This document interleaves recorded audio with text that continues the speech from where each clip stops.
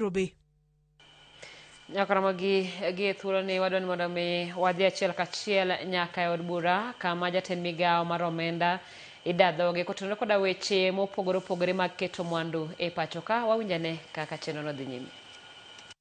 After the investment policy has captured an investment, it has to go again through a process. And the final verdict as to whether the project will now be implemented as an investment rests with the board. It is already in the policy, but it has to go through the process, the rigorous process of screening, feasibility study, all the guardrails. It passes the gate, and now there is investment. That decision is not shared with the board. Actually, the board cannot run away from that responsibility. That because the project was in your IPS, we have to implement it anyway. No, that is not what the Act contemplates. The Act contemplates a board that is responsible enough that will look at the commercial viability and put all those lenses that we talked about and do proper feasibility analysis. So that is the clarity that I wanted to give. On this other question, I think I talked about the guardrails that was raised by Honorable Arigo.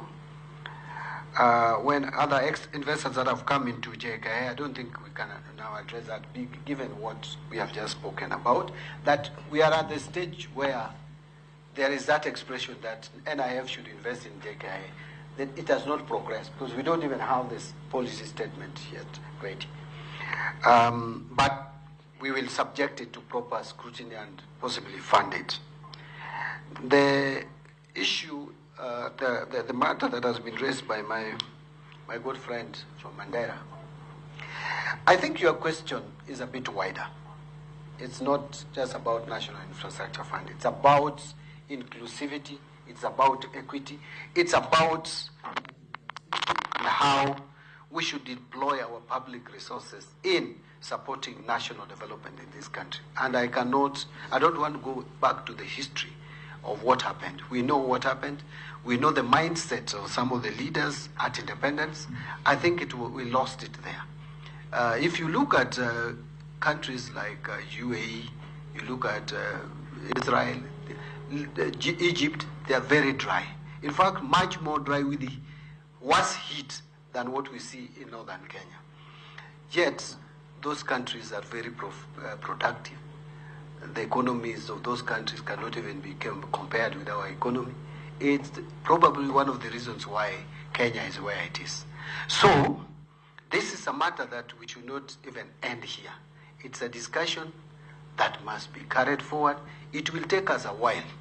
In fact, when I see some people mocking some regions for being backward in terms of development, I ask myself, why are these people so insensitive?